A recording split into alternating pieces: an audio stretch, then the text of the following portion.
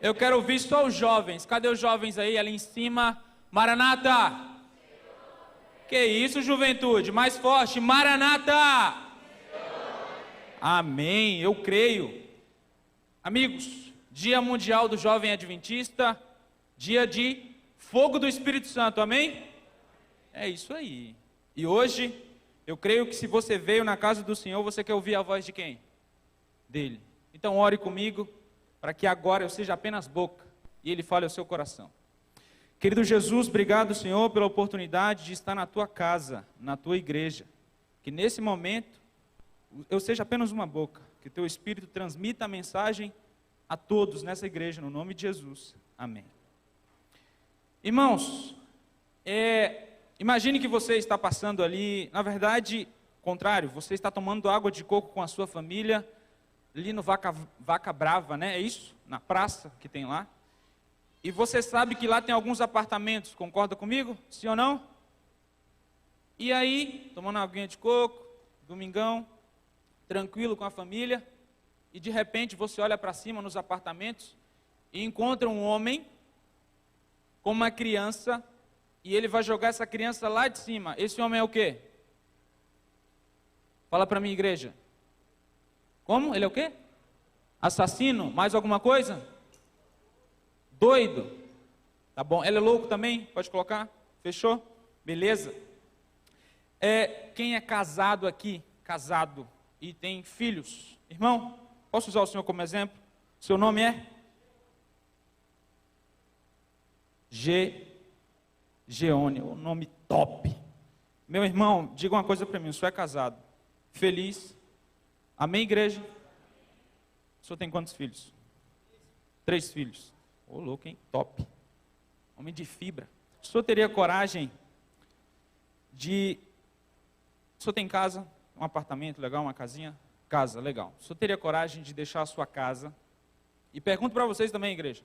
Deixar a sua casa, que você trabalhou bastante, dedicou anos da sua vida, para morar numa casa de taipa ou de tábua, que quando chove, a água entra, inunda. Seus filhos morariam, eles têm caminha hoje? Caminha legal? Top? Nossa, delícia. Para dormir na rede. E além disso, o senhor ficaria 6 meses sem receber nenhum salário? O senhor teria coragem? Olha só, o irmão disse que estou me preparando para... Amém, irmão, esse é o pensamento. Exatamente, ele já pontuou ali para a perseguição. Mas, essas 2 histórias, a primeira é de Abraão. Vocês concordam comigo, sim ou não? Sim. Abraão seria taxado por nós como mas ele é conhecido como pai da fé. O segundo homem, amigos, é meu pai. Meu pai trabalhou bastante. Ele é maranhense, eu acredito que tem muito maranhense aqui. Graças a Deus. Goiânia é o que mais tem. Tem até mineiro, os amigos ali.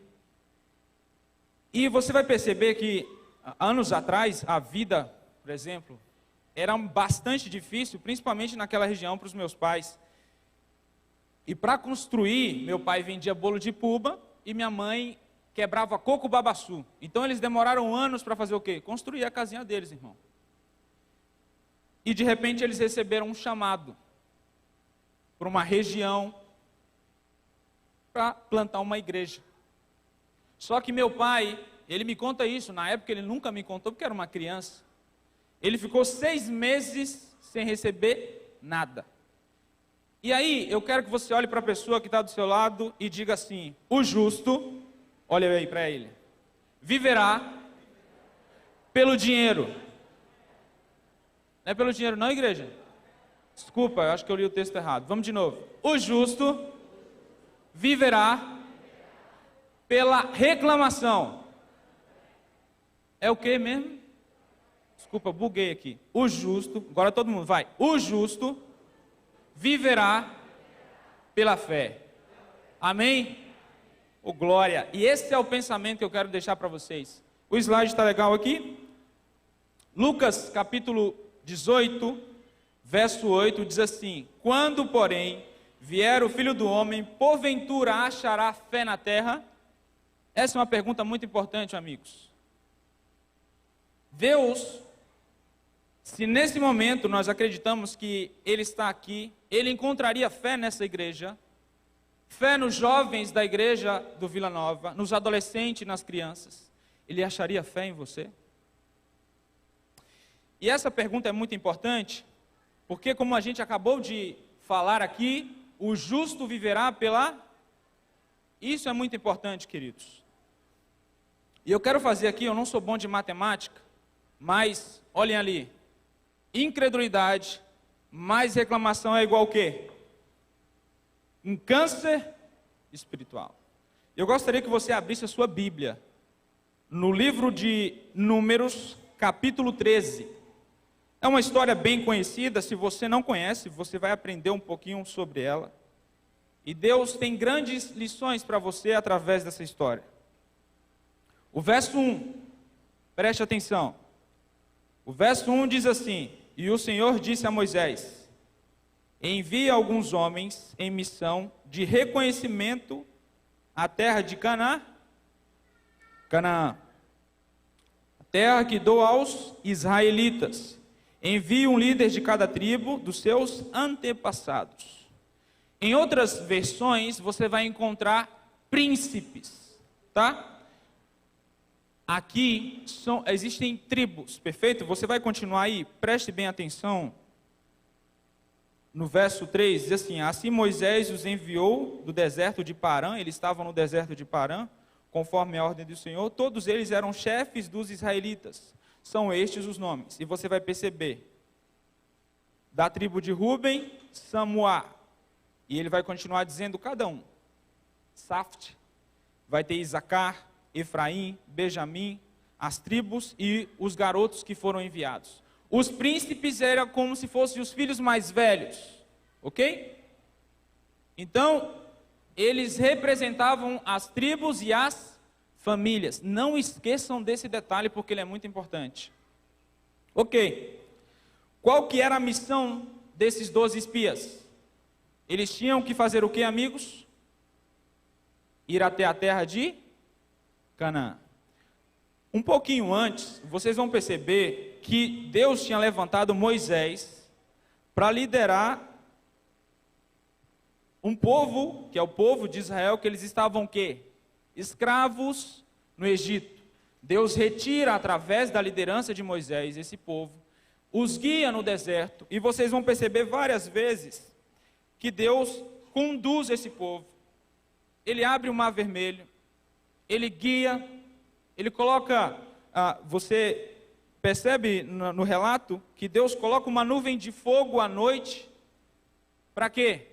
Iluminar durante a noite, também esquentar, porque no deserto é frio quando está à noite. Então Deus o tempo todo estava fazendo o quê?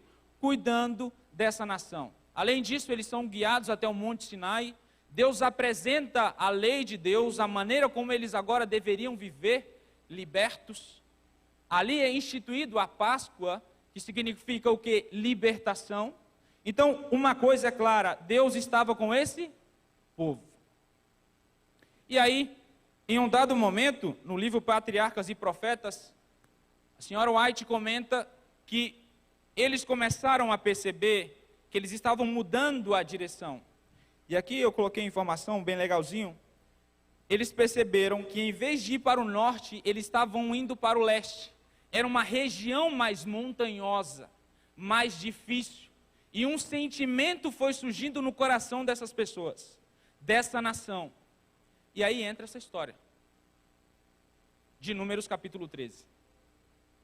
Deus aparece para Moisés e diz assim: olha, Moisés, tu vai escolher 12 homens, os representantes de cada tribo, os príncipes. E eles vão aonde? Até a montanha, observar a cidade e ver se é uma cidade boa, se ela é próspera. E aí você vai ver algumas coisas comigo agora. Os espias, eles exploram no verso 25, você vai perceber o seguinte, olha aí comigo. Ao fim de 40 dias, eles voltaram da missão do reconhecimento daquela terra. Então eles ficaram quantos dias lá?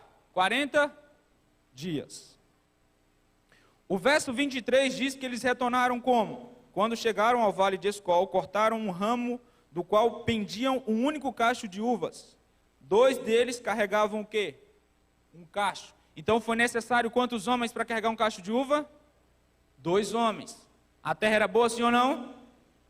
Era próspera, sim ou não? Fechou?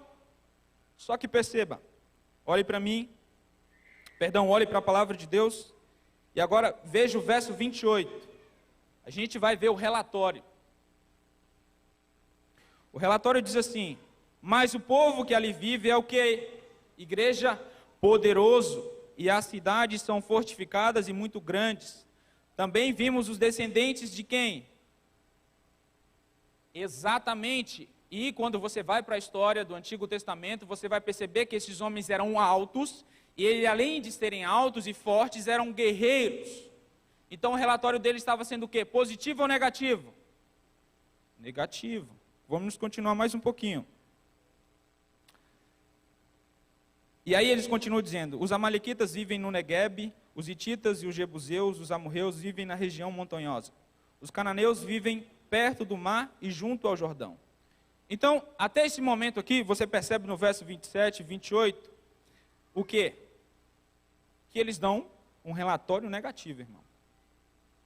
Eles dão um relatório negativo. E vocês vão perceber uma coisa muito importante. Logo embaixo, vocês vão perceber um outro rapaz. Então Caleb fez o povo fazer o que, igreja? Calar-se perante Moisés e disse: subamos e tomemos posse da terra. É certo que venceremos. Eu faço uma pergunta para vocês. 12 espias, você vendo no relato do capítulo 13, 10 dizem que não dá para tomar essa cidade, não dá para tomar essa nação, e apenas 2 dizem e fazem calar. Eu imagino que, como ali, eram muitas pessoas. Eles eram minoria, e eles calam todos ali, dizendo: parem com isso, vamos subir e vamos tomar essa terra. E uma pergunta que fica na minha cabeça é: por que eles viram de maneira diferente? Por que eles perceberam e tiveram pontos diferentes? E aí eu gosto muito de uma referência, uma explicação bem legal. Quem aqui entrou na igreja, e parou e contou quantas lâmpadas existem aqui na igreja hoje? Alguém fez isso? Ninguém? O senhor fez, irmão? Ô meu amigo, tá vendo ali a igreja, ó? Levanta a mão, irmão, só para a igreja ver. Temos um só. Beleza. O que eu quero dizer para vocês? Vou contar uma outra situação. Quem é casado aí, a mulher, um exemplo, minha mulher já fez isso comigo. Ela disse assim para mim recentemente: amor, vai lá no armário e pega o alicate de unha para mim. No armário não, no guarda-roupa, perdão. Eu falei: no guarda-roupa, só que eu estava sentado, e quando o homem está sentado na caixa do nada, ele não quer fazer o que, gente? É isso que ele não quer fazer, nada. E tudo que eu queria fazer era ficar no meu cantinho e não pegar o alicate. Ela falou assim: vai lá, está no cantinho tal, deu todas as localizações. Levantei não querendo fazer nada, e eu falei, na minha mente, cara, eu não vou encontrar isso. Era melhor ela ir lá, estava com preguiça, irmã. E aí, segui, olhei o guarda-roupa, eu encontrei o alicate, sim ou não? Não. Por quê? Na minha mente eu já estava alimentando que eu não ia encontrar.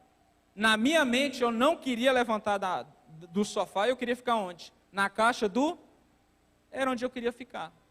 E aí, falei: amor, eu não encontrei o seu alicate. Ela falou: amor, tá aí. Eu falei: amor, não tá. Aí, eu acho que já aconteceu até com criança, né? Ela levantou, e a mulher, quando ela pede para você, ela não quer levantar. Ela está ao quadrado que você estava lá. Entendeu? E ela levantou, sabe? Pegou, abriu o guarda-roupa no cantinho. O alicate aqui, João. Acabou. E tem uma lição muito importante nessa história, e essa é a resposta. Por que ambos foram até a terra de Canaã e tiveram visões diferentes? Nós, queridos, amigos, jovens, igreja, nós temos o costume de enxergar aquilo que nós alimentamos em nossa mente. Lembra que eu disse para você que aquela informação era muito importante? Eles eram representantes de cada tribo. Eram os filhos mais velhos. Então, aquela nação, o que eles faziam o tempo todo? Reclamavam, reclamavam e reclamavam. O que é incredulidade? É desconfiar do Senhor. E aí eu faço essa simples ilustração. Incredulidade mais reclamação é igual o quê? Um câncer. Eles tinham um câncer na sua vida espiritual. Estavam vivos, mas mortos espiritualmente. Porque eles entraram lá, viram que a terra era o quê? Boa. Como diz o próprio livro de Deuteronômio, Deus faz uma promessa. Eu vou guiar vocês até a terra prometida, onde mana leite e... Eles viram isso, gente? Sim ou não? Sim. Eles viram isso. Eles carregaram uvas até a nação, falaram para as pessoas, só que disseram, eles são o quê? Mais fortes. E a incredulidade, ela vai criar algumas coisas em nós. E aqui eu quero citar, uma delas é o senso de fraqueza, não vamos subir.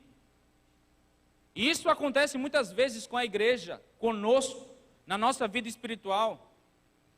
Nós cremos que estamos no tempo do fim. E vários sinais apontam para a volta de quem? Jesus. Nós acreditamos que o sinal mais importante é qual, gente? É uma guerra? Não. É a pregação do Evangelho. Esse é o sinal. E nós sabemos que nós estamos em no momento ápice da humanidade. E nós temos um privilégio, igreja. Liberdade.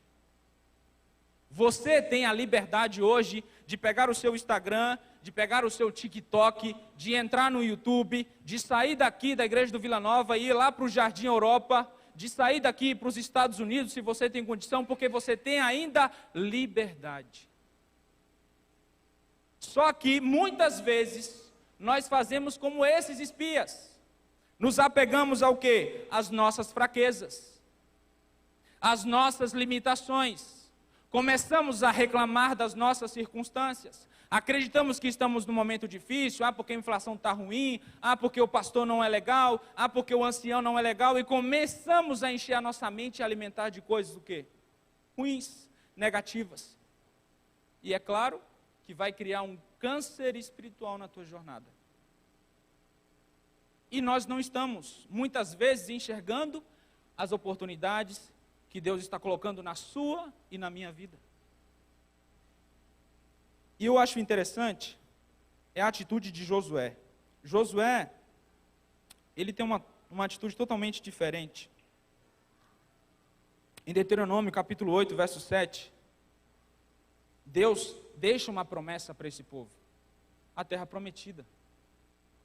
E sabe qual que é a diferença? O que Josué alimentava em sua mente. Josué alimentava na sua mente a promessa de Deus. E eu quero deixar aqui para você uma outra fórmula.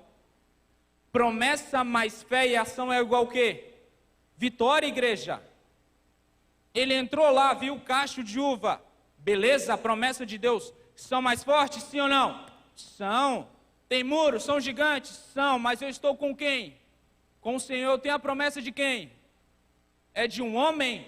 É do Senhor Deus. E uma coisa que eu acho engraçado no Antigo Testamento é que o principal valor de todos os homens, Abraão, aqui você vê Josué, Caleb, eles obedeciam e confiavam nas promessas de quem? Do Senhor. O que Deus quer na nossa geração, nesse tempo, são homens e mulheres, jovens e crianças que confiem em quem? Em Deus. Ainda que as circunstâncias sejam o quê? Difíceis. Mas tem uma frase, eu desconheço o autor, quem tem um porquê enfrenta qualquer, como? Qualquer incircunstância. Se você crê que as pessoas precisam do Evangelho, você vai fazer de tudo para que elas conheçam Jesus. Agora, se você não acredita nisso, pode vir qualquer probleminha, você vai fazer o quê? Desistir. E além de desistir, vai fazer o quê? Influenciar outras pessoas a desistirem. Infelizmente, esse é o ciclo. E aí, queridos, eu deixo uma frase para vocês a respeito dos 10. Eles nem tinham ido para a batalha, mas já tinham perdido a batalha. E infelizmente, muitos de nós temos um chamado de Deus. Ide por todo mundo e pregai o que, igreja? O Evangelho. Esse é o chamado, é a ordem de Deus para nós. Se a gente fosse colocar em prioridade, qual que é a nossa prioridade como igreja? Pregação do Evangelho, não é entretenimento, não são jogos, é a pregação do Evangelho, essa é a nossa prioridade, igreja. Jovens, adolescentes, crianças, pais, essa é a nossa prioridade. E aí, eu quero deixar aqui notado a história de um homem que eu particularmente o admiro muito. Estou longe de ser e busco ser como ele.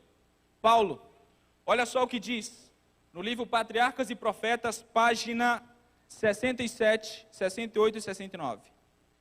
Estas histórias são de interesse vital, olha só, a ninguém são eles de maior importância do que aos jovens. Então, juventude, criançada, olha para mim, olha para o tio criançada.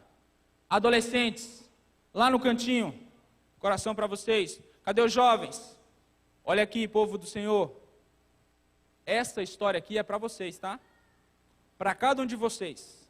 Quem está dizendo é a profeta do Senhor e falando ao seu coração agora nesse momento. Ela diz assim: Paulo renunciou às vantagens de riqueza e honra entre o seu povo para que levasse uma vida de pesados o quê? Encargos. E ela continua dizendo, no serviço de quem? De Deus. Paulo declarou, pelo qual sofri a perda de todas as coisas, e as quais considero como o quê? Número 2, esterco. Paulo era um homem muito dotado do conhecimento, irmão. Muito famoso, muito honrado. E ele sabia que no momento que ele aceitasse a Jesus, ele perderia toda a fama e honra que ele tinha. Mas ele considerou isso o quê? Esterco. E ele continua dizendo, para que possa ganhar a quem? A Cristo. E deixa eu dizer uma coisa para vocês. Não tem nada melhor do que você ter no coração, no final do dia, irmão. No final do dia. Exemplo, eu e minha esposa, a gente está começando agora no ministério. Estou novo. Mas eu falo mais por ela, não por mim, porque eu sou de uma cultura missionária. Meus pais, desde pequeno, 5 anos, eu saí de casa. Então eu chegava, fazia amizade, perdi os amigos. Chegava, estava na escola, perdi a escola. Então a minha mente foi o quê? Se acostumando. Já ela não. Os pais delas vieram visitar aqui em casa. E assim, são família, sabe? Minha família, mas deles é muito mais. Porque estão ali, criam raízes.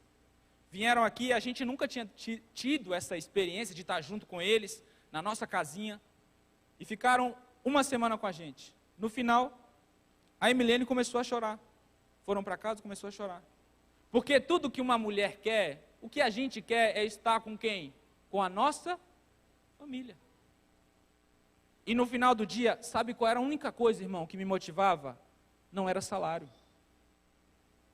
A única coisa que me motivava não era status. Principalmente para ela, porque ela sabe que a coisa mais importante da vida dela é ter uma família, é ter a sua raiz. E no final da noite, a coisa mais importante é quem? Jesus. É a única motivação de um verdadeiro missionário. Jesus.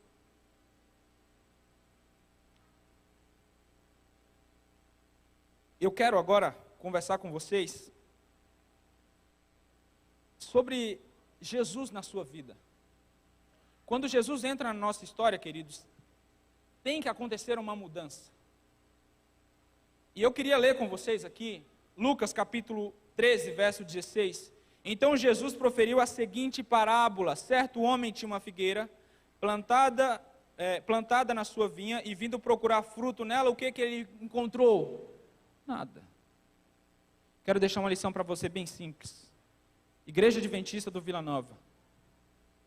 Quando você vê nos outros evangelhos, você vai perceber um detalhe. Jesus fala que essa árvore era frondosa na parábola. Significa o quê? Que ela aparentemente era o quê? Bonita. Muito bonita. Mas quando ele chega perto, ele não encontra o quê, igreja? Frutos.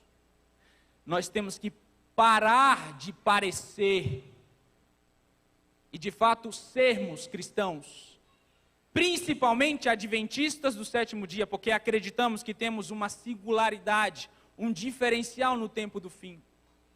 Temos que parar, igreja. Temos que viver isso. Eu tenho que encontrar fruto em você, irmã. Eu tenho que encontrar frutos em você, irmão. Você tem que encontrar frutos em mim. E amigos, eu acho que eu passei 2. Esse é o tema do sermão, procura-se. Eu não vim aqui à toa, eu vim fazer um chamado para você hoje. E Deus tem procurado três frutos nos verdadeiros adventistas do sétimo dia. 3. Primeiro, conversão. Conversão, amigos, é quando eu olho para a sua vida e reconheço que houve uma mudança de narrativa. O João, antes de Cristo, era depois que ele conheceu Jesus, o que aconteceu com ele? Mudou. Um homem honesto, que prega o evangelho, então eu tenho que encontrar na sua vida uma coisa, uma mudança. Segunda coisa, leia comigo, deixa de ser o quê? O quê? Crente o quê? Camaleão. Na igreja é uma coisa, lá fora é o quê? Tem que parar a igreja, a gente tem que tomar uma atitude, se posicionar nesse mundo. Jesus precisa de você, não porque você é imprescindível, mas porque Ele confiou a pregação do evangelho a quem? A você e a mim. Segunda coisa que Deus procura, pessoas convencidas. No mundo tão plural, com tantas igrejas, se você não tem certeza do que você crê, é impossível você causar uma revolução, uma mudança na mente das pessoas, se você não tem certeza disso. Quantos jovens estão aqui na igreja, mas não têm certeza do que creem? Não sabem porque são adventistas, não sabem porque são cristãos. Deus precisa de jovens convencidos. E aqui, esse é o mais importante. Tem uma frase que eu quero deixar para vocês. A ordem de Deus é: ide por todo mundo e pregai.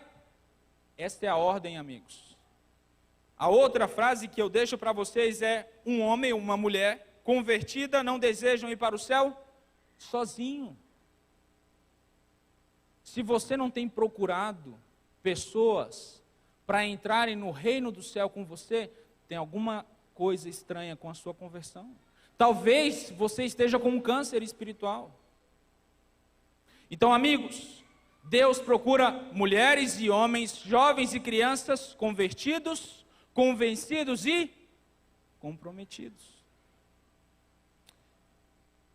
E eu também acho muito importante que uma das nossas fraquezas, quando nós não estamos convertidos, convencidos e comprometidos, é a falta de oração. E eu quero deixar uma frase para vocês.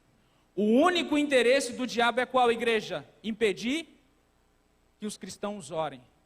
Ele não tem medo algum do estudo sem oração, do trabalho sem oração, da religião sem oração. Ele ri de nossa labuta e zomba de nossa sabedoria, mas treme quando oramos.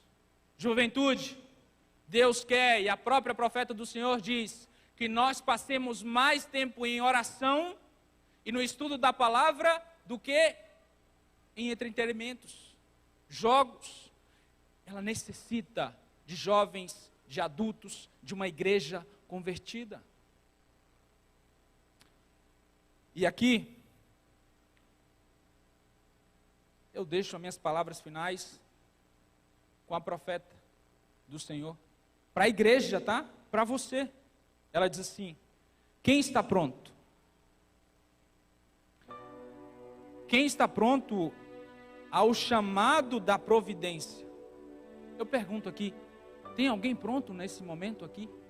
Se Deus ligasse para você, se Deus levasse até você uma pessoa e ligasse para você: olha só, estou precisando de um missionário no Tocantins, estou precisando de um missionário em São Paulo, você deixaria as suas coisas para ser um missionário lá? E ela continua dizendo: para renunciar planos acariciados e relações familiares, você deixaria? Porque, gente, o que jovem mais tem é sonho. Ano passado estava no ano em missão, morando com 8 jovens, e o que jovem mais tem é sonho. Sonha em casar, sonha em ter uma faculdade, ter um carro, sonha, e tem que sonhar mesmo. Mas você deixaria os seus sonhos para a obra do Senhor, pela causa do Senhor? Porque a missão é de quem? De Deus. Você deixaria os seus sonhos, os seus familiares, pelo Senhor? E ela continua dizendo: quem aceitará novos deveres e entrará em campos não experimentados? Quem? Quem aqui na igreja do Vila Nova? Olhe para mim, quem? Quem? Eu quero saber quem. Existem crianças aqui, adolescentes, jovens, adultos que estão dispostos? Existe? É um chamado de Deus para você. E ela continua dizendo: em campos ainda não experimentados. Existem regiões no Brasil que são o quê? Missão global. Cidades como essa, tem pessoas que ainda não conhecem o Evangelho, pessoas que ainda não conhecem a cosmovisão, a crença da Igreja Adventista. Tem pessoas que não conhecem, e Deus chama você,